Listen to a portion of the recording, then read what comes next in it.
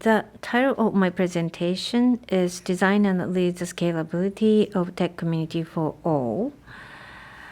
I'm Ueda from Merpay Experts team. My account is tenntenn. I'm usually in charge of community management related to Go or conferences and Google Developer Expert in Go. This is the agenda for today's presentation. I'm going to talk about the following three things. First, I'd like to talk about the expert team and the technical community. The expert team is expected to spend more than 50% of their time to contribute to the technical community.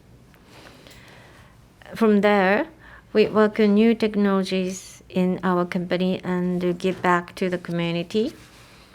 We also promote technology internally and externally, writing, speaking, and interviewing. I also help internal members write articles and books and support them in speaking engagements. The diagram looks like this. We are giving back to the community the expertise we acquired in Merpay through speaking engagements and community activities and OSS, and getting feedback from the community, which we then give back to our company. We also gave a presentation at last year's Merpay Tech Fest titled Interaction with the Technology and Community. If you are interested in, please check it out with our tech blog. We are an expert team of Merpay, and we have been working under the concept of technology gathers, where technology generates output. We have been working with this concept for a while, but recently we are trying to change it to something more appropriate for our current activities. And we thought of the naming it the Design and Lead the Scalability of Tech Community for All with team members. This is our idea to scale the technical community and create a technical community for all kinds of people. This is never just about us. It's about the individuals who are managing the technical community, the individuals who are participating in it, and the companies and schools that are supporting it. Together, we create tech community. As for my personal activities, I have been running a technical community about Go based on Humanity Gophernizing project, Humanity Gophernization projects. For example, we are hoping that people will plot their Go skills and other computer-related skills, and eventually they will be able to present at Go conferences or the overseas conferences. So we've created various communities to increase the number of engineers in various fields. If you are interested in, here is the link about Humanity Gophernization project at the bottom. So please check it out.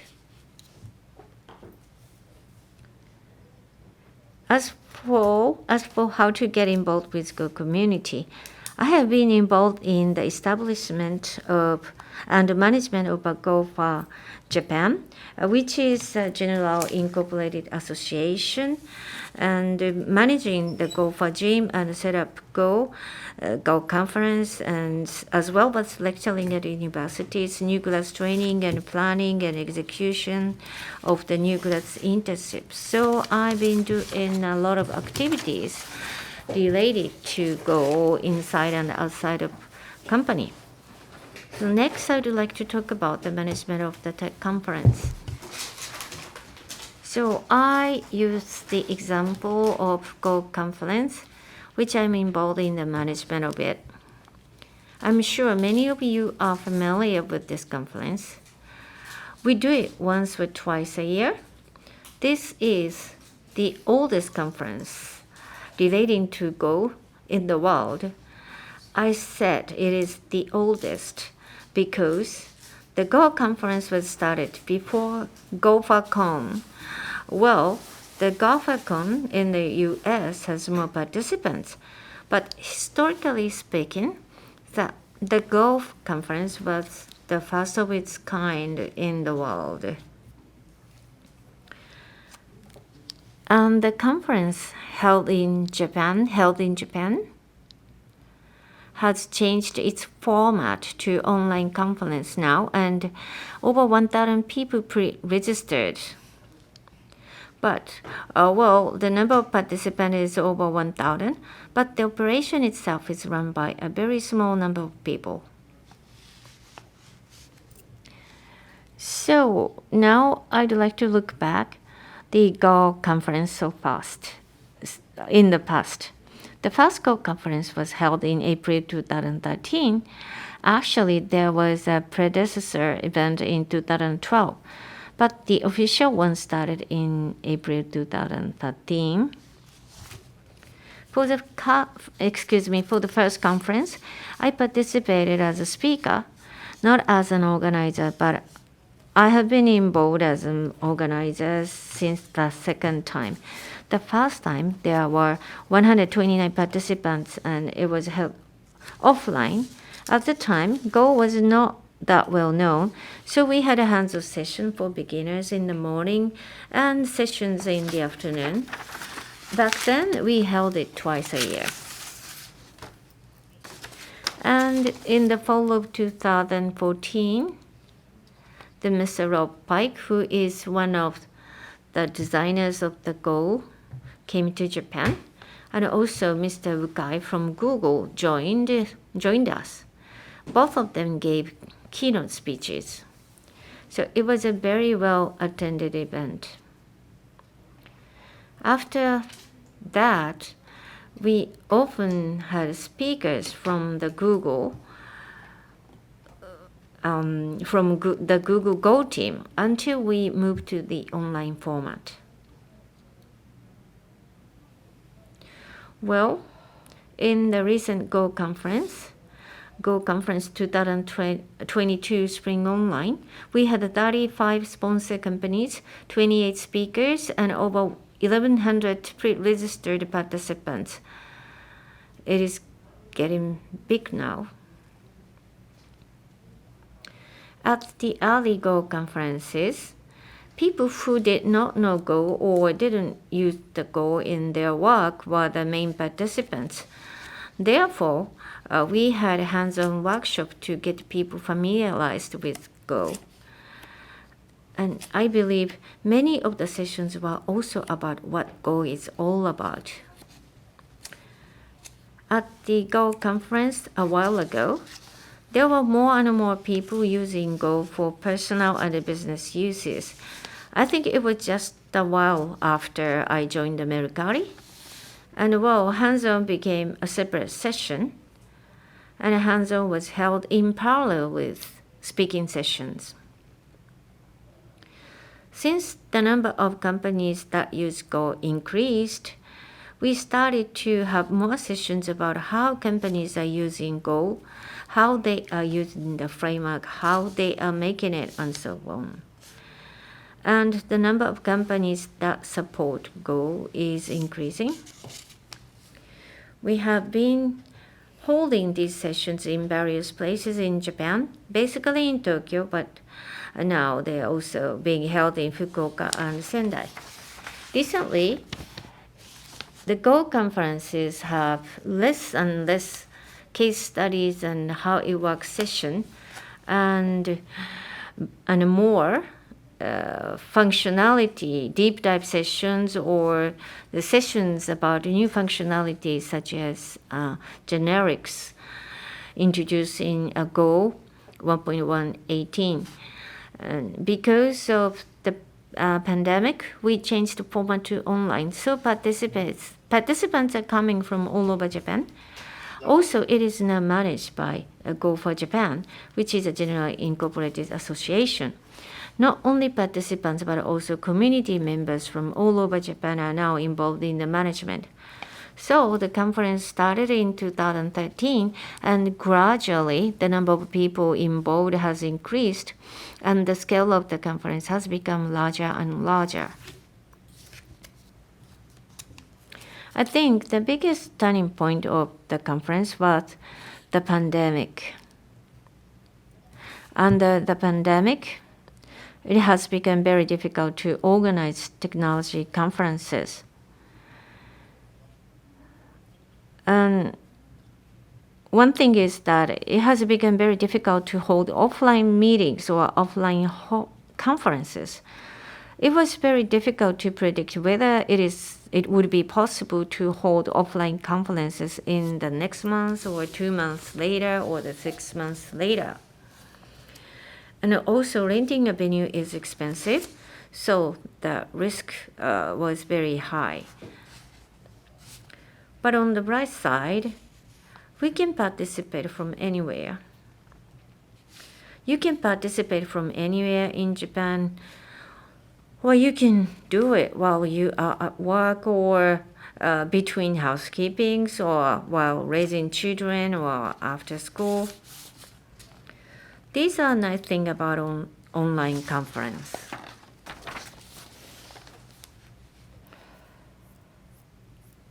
But I think the significance of participating in the real time has decreased, as you all feel.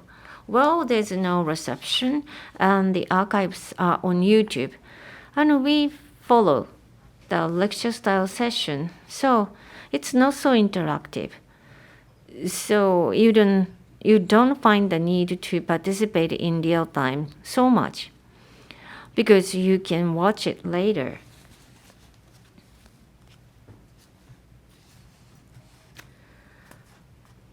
Let me summarize the advantages and disadvantages of online conferences.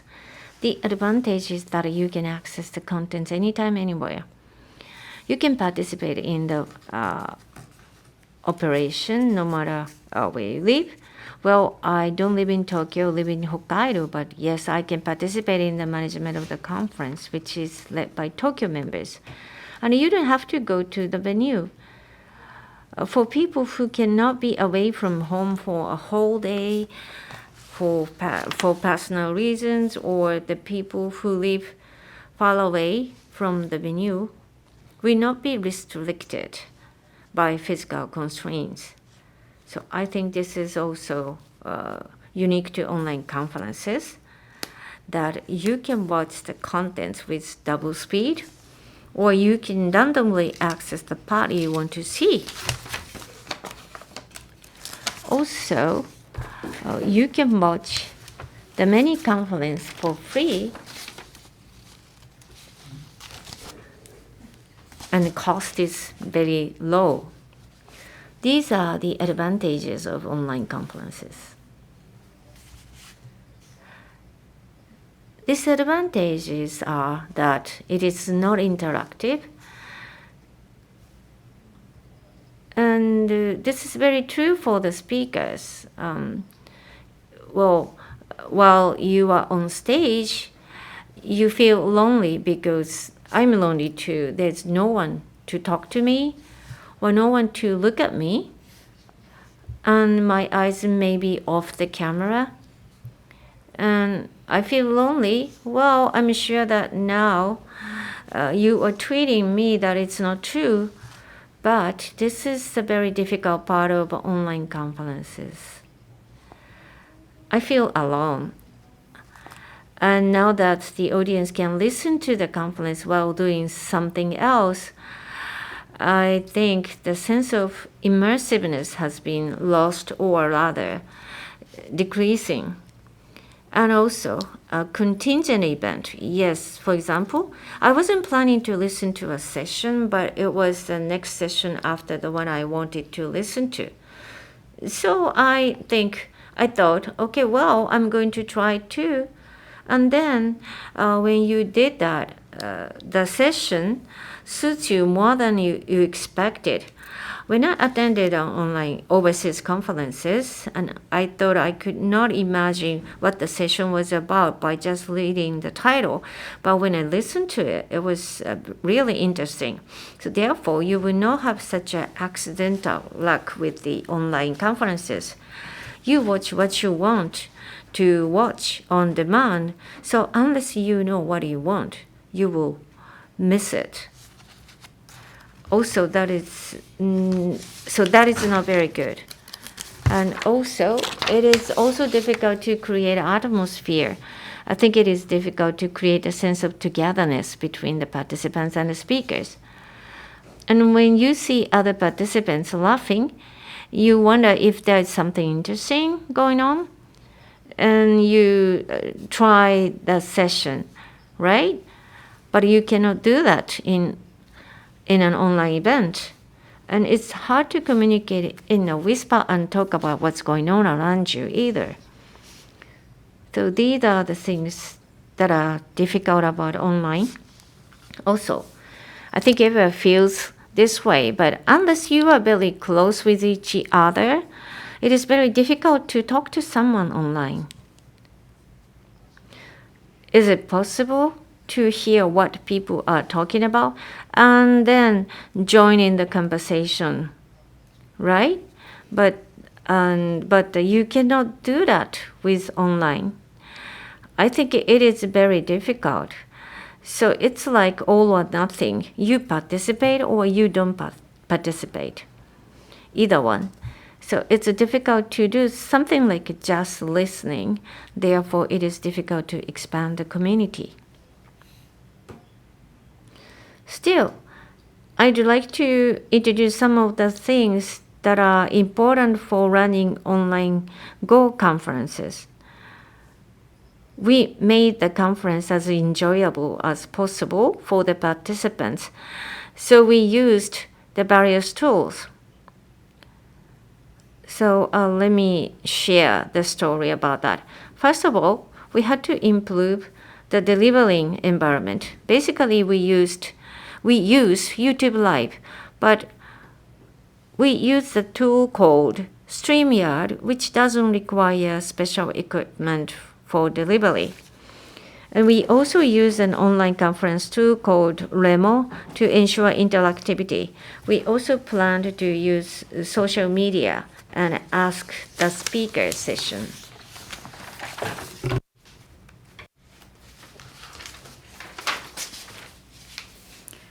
Distribution using StreamYard. StreamYard is a service that makes it very easy to do live distribution, which is exactly what I am doing right now. I think various companies are using it for online conferences since it is possible to broadcast to YouTube Live and so on. Books are also available like this in ebook format. So again, if you are not familiar with StreamYard, it would be a good idea to start with something like this. It can be used like Google Meet, Zoom, and other video conferencing tools. So you don't have to prepare a special equipment costing tens of thousands of yen, and anyone with a computer and internet connection can distribute the video. StreamYard can reduce human-dependent work, which is an important part of running a community. It is not very specialized in customer services, so you cannot do many things. But on the other hand, the fact that anyone can easily deliver a reasonable quality of distribution is a very good point about this. With a little ingenuity, various things can be done, such as putting up banners, but even first-time distributors can distribute without any difficulty. And I think this can reduce the load on the speakers as well as on the management. For example, you can record and distribute the video so it can be pre-recorded and delivered. I think this is a good point as it lowers the load on the speakers like those who live far away overseas or who cannot record during the daytime due to family reasons.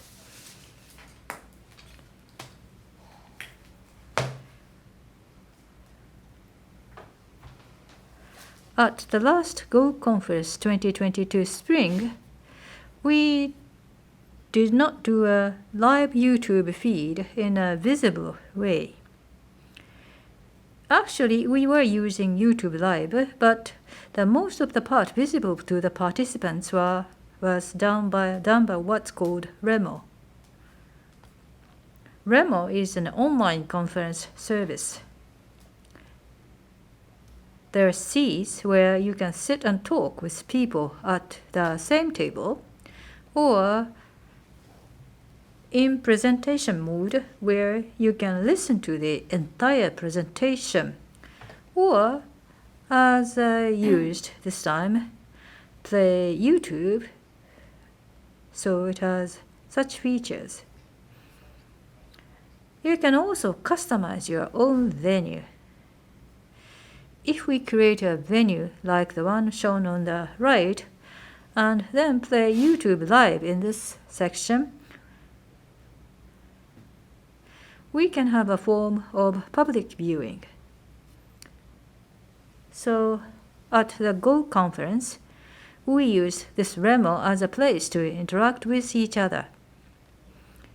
This can be used for corporate booths, workshops, public viewing, as I mentioned earlier, and receptions and after parties.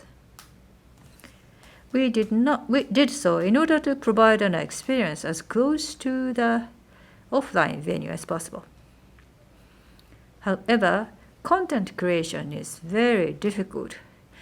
Even if you prepare a place like this and use tools like this, as I mentioned earlier, you cannot call out people to let them just stop by and look around.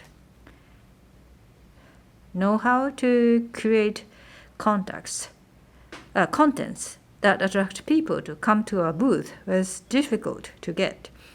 Also, I said in StreamYard's point of view, building this venue is also quite difficult. We used SVG files to create the venue, but there were not many people who could use image editing software, specifically Adobe Illustrator, among the management team members, because they are mainly software engineers.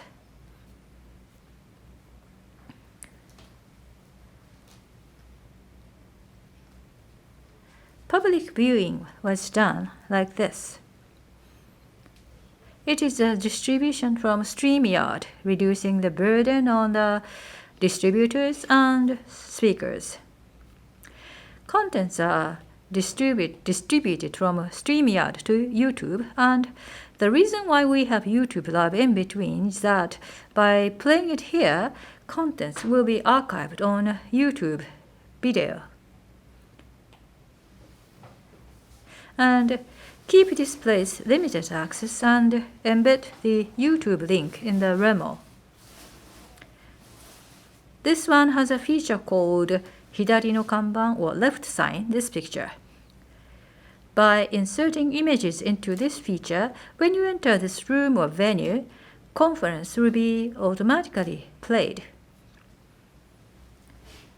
This way, people who stopped into a session can feel as if they are in the very same room where the session is being held. Also, they can watch the conference while chatting with people at the same table, which I think is fine, so I use this kind of feature. Remo also has the ability to stream live to YouTube, but we use StreamYard in between to reduce the burden on the distributor and the speaker.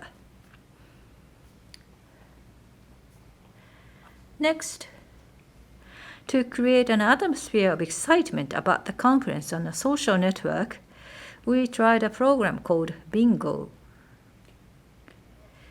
This is a quiz arranged in the form of a bingo game in which correct answers to a quiz will align rows and columns. This was based on a quiz I did when I attended a conference overseas. Basically similar, but it had more interactive elements where the participants can chat and ask about their attributes and what they know about And it was an overseas conference, but if someone knows the Konami command, corresponding square was opened and so on. Inspired by this, we created a bingo game in which a quiz about Go is given and the correct answer opens a square. The questions were given by the management and sponsors, and answers could be found by going to the corporate booth, which would lead to visitors to the booth. When people answer the questions, a button for sharing on social networking services appears, as shown in the Twitter screen on the right, to generate interest in what they are doing.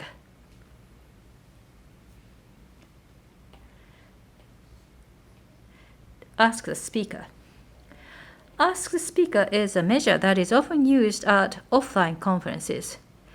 It is a way to ask a question to the speakers. We have made it a public viewing event at Remo. To make it easier for people to ask questions, the event was conducted in the form of a panel discussion between the MC and several speakers. This was intended to make it easier to elicit more and more questions by having a panel discussion between the MC and the panelists while no questions are asked. We used Slido to allow people to ask questions anonymously, and we tried many things before this 2022 conference, and I think we got more questions than we did before.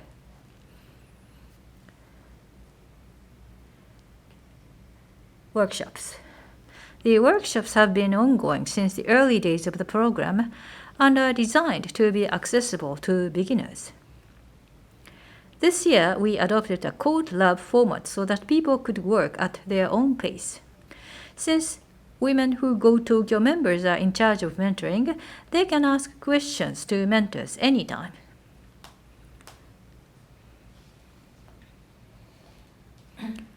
I've talked about various conference initiatives, but what is very difficult about running a conference is depersonalization. We are using various tools at the Go conference, but continuous use of advanced tools is difficult because of their dependency on people. I think the main difference between this and a corporate conference is that it cannot always be run by the same members. Basically, since we are volunteer-based, the volume of work and personal busyness varies from time to time and from individuals to individuals. Also, it is very difficult to accumulate know-how at the same time running conference, since we are fully occupied in running it. From here, I would like to talk a bit about the scale of the technical community. The scale of the technical community comes from the increasing number and complexity of the tasks in running it. In an online conference, the things has become much more complex by doing various tasks I mentioned earlier. In the early days, conferences were done by those who like to gather, but they gradually became a place for companies to recruit and for individuals to study or for people to look for their next jobs. And so on. So there are many purposes mixed for various types of people and entities. A community that continues to exist will eventually become difficult to manage if only one person is motivated to continue. So we need to reduce the burden on one person and eliminate dependency on specific people.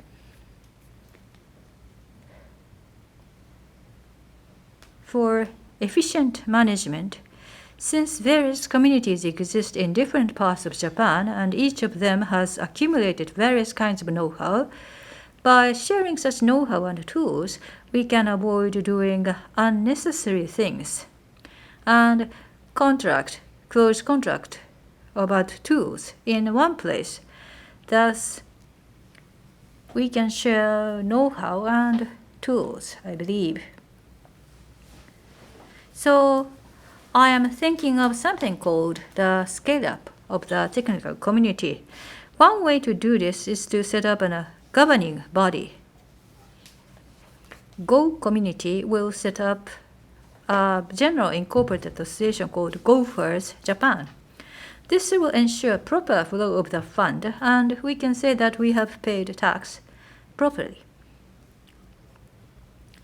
Another point is increasing the number of operating members. At Go Conference, there were times when we had only 2 people. Even recently, the number is still ranged from 10 to 15. We operate with a very small number of people, but we have community members participating from all over Japan. This will be a very good way to expand the program as it allows us to incorporate aspects that members in Tokyo cannot understand, such as the advantage for the local community. There is another point which we have not done yet. As I said earlier, we need to organize our know-how, document it, and hold study sessions to provide opportunities for learning. As for the establishment of a governing or running body, I already talked about Gophers Japan. The goal is to boost the Go community in Japan. Simply, but this is our mission. I think there are many reasons why we need to incorporate for tax purposes and various contracts. Having a legal entity improves credibility and makes it easier to sign sponsorship contracts. Another advantage of incorporation is we will be able to do more spending our money appropriately. A technical community for everyone. We want to expand because we'd like to create a community where various people can participate. For this, every participant, individuals, communities, and organizations must have a good relationship with each other. It is important to have people to learn from, places to learn from, and jobs to do. A diverse community based on where they live, their attributes, and technical levels, where a variety of people can participate, rather than one large unified community. I think this diversity is the way the community should go. I don't think one large community with many different people is an easy place for everyone to participate.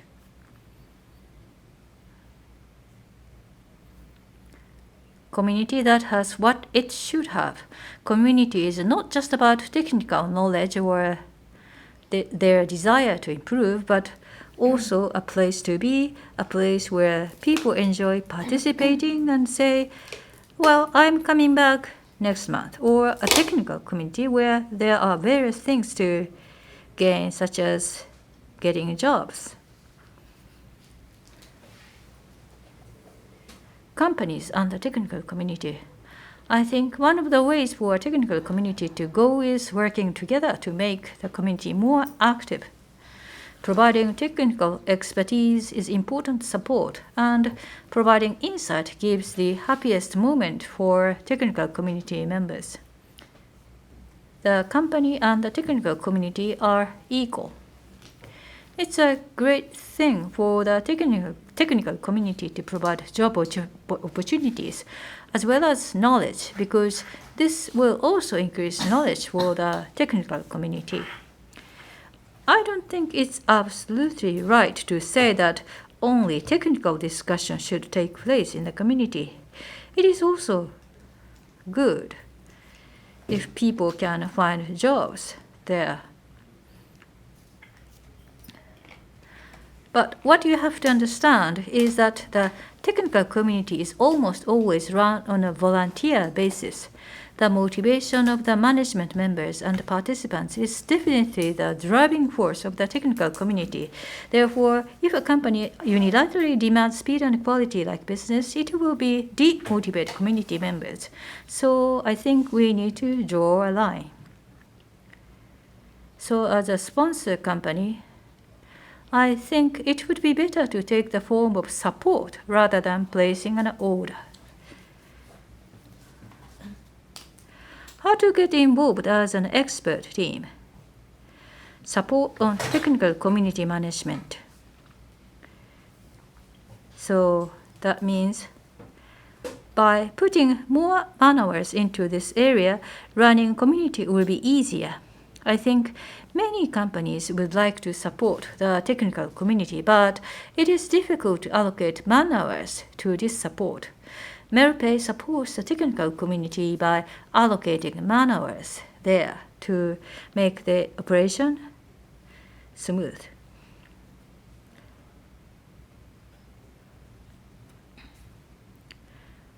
Providing technical knowledge. We hope to provide a variety of knowledge to the technical community through study groups, speaking at conferences, and writing.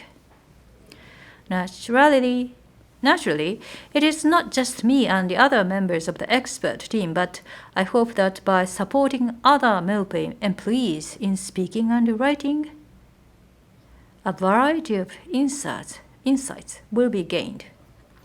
We will also continue providing opportunities to learn through events such as Gopher Dojo and Step Up Go, which is an event for new graduates. We would also like to provide opportunities for people to learn while working in the form of internships. We would also like to support conferences in the future as a sponsor.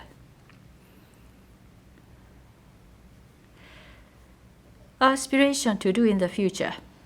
This is mainly what I personally would like to do, not as an expert team or as Go conference, but these are the things that I personally would like to work on.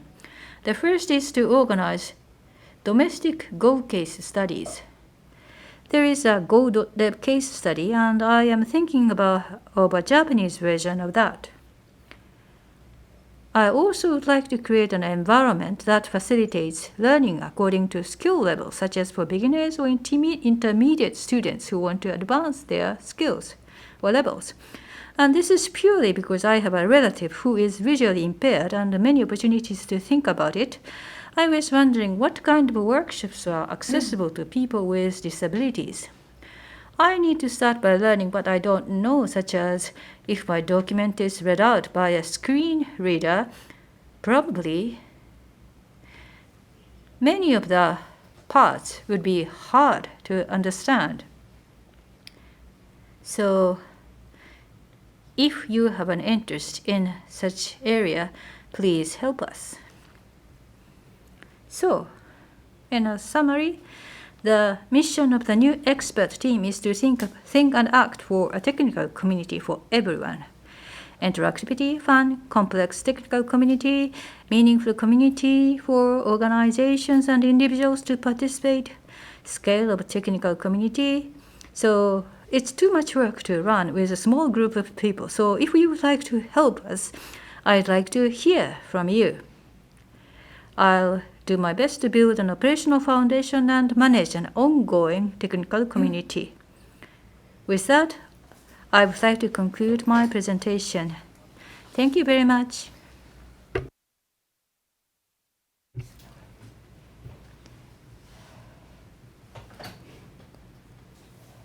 Okay, so good afternoon, everyone. So now the Q&A time for the presentation on the conference, Gopher conference. So I'm Nozawa. I'm a facilitator. So I'd like to answer to the questions that we received from the audience. And please post your questions on YouTube Live or the Twitter chat. The hashtag Merpay Tech Fest is the Twitter hashtag. So Tenten-san, thank you very much for your presentation. It was a recording session. So now you have a different background. Yes, and a different clothes.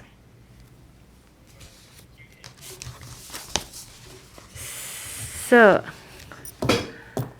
Yeah, this is the unique about online conference. Like the atmosphere is different when you switch to the like a real-time session. So when I look at the Twitters, like yeah, there are some advantages and disadvantages about online conference, but I read the tweets about it's not so interesting to be a speaker with the online event. Yeah, of course, you experienced both speaker and organizers, but for the speakers to get involved with joy in online conference, what kind of thing do you think you can do as an organizer? Yes, interactiveness is something that different or difficult with the online. But then you send a message, you tell the audience first that yes, please tweet on the readers, or yeah, maybe let's practice making a voice or something like that. Of course, I mean, if I am an organizer, then I will make the anonymous question possible or something. But as a speaker, what you can do is limited to facilitate the interactiveness. So the scaling of the technical community was mentioned in the beginning of your presentation. Of course, what you can do with the big communities will be maybe more than the smaller community, but I don't think that just the being big isn't just good. I mean, there must be some advantages of maintaining the smaller size of communities. But then you have grown the conference to or community to the certain scale. So, did you find? Do you have any findings? Well, if the community is larger, then the speaker can make a bigger impact. So then it's worthwhile doing. But if it's a small community, it is easier for the speaker to be the presenter, and then you can get the feedback more casually. Like, for example, when we hold the study session in a local area, then you can directly talk to the engineers working in those areas. And also, if you talk to the students, living in that area, the students can get the sense what kind of a company that they are going to work on. Yes, maybe with the smaller event, you can create more close community, right? So when you run an online environment, run online conference, you came up with a lot of ideas. So you have not resolved such cases, but some initiatives or some actions you would like to take on newly, although you have not tried or solved yet? Any ideas in mind? Well, actually, I'm trying gradually in such golf conference. So especially startup companies, for them, they are still in the early stage to become sponsors. So we would like to emphasize the significance of such companies. So when they make a presentation, maybe some of them cannot spend time on giving presentations. So there are some companies who are not able to emphasize the significance. We would like to give them some opportunities so that they can appeal their what they are doing. And also those who have not participated. Well, for example, as I talked about some with disabilities, I think it's also good to reach such type of people. Okay, thank you very much. I was also working in a startup company before, and a larger conference is sometimes hard for me to start attending on it. And I received one question on Twitter. So the Go conference is run by about 10 people, but ideally, how many people do you want to have to get involved in the organization or management? I don't know the idea, but if the number of the people increased, then there would be more management work required to manage those people, like telling them the know-how and expertise. So if the number of the people is too large, then also the decision making will be difficult as well. So Hiraga-san, who is in the expert team, runs the large-scale conference, which is something significant. But maybe when we have 20 or 30 members to run the conference, I'm not quite sure yet whether I can handle the management of those people. So as a Go conference, you are gradually increasing the number of people who get involved, right? And the Droid meeting that is run by Hidaka-san, it has different processes already running in that. Thank you very much. So since it is about a time, so now I'd like to close the Q&A session. And also, the survey for the audience will be available. So, but anyway, thank you very much for the audience for your attention. Thank you.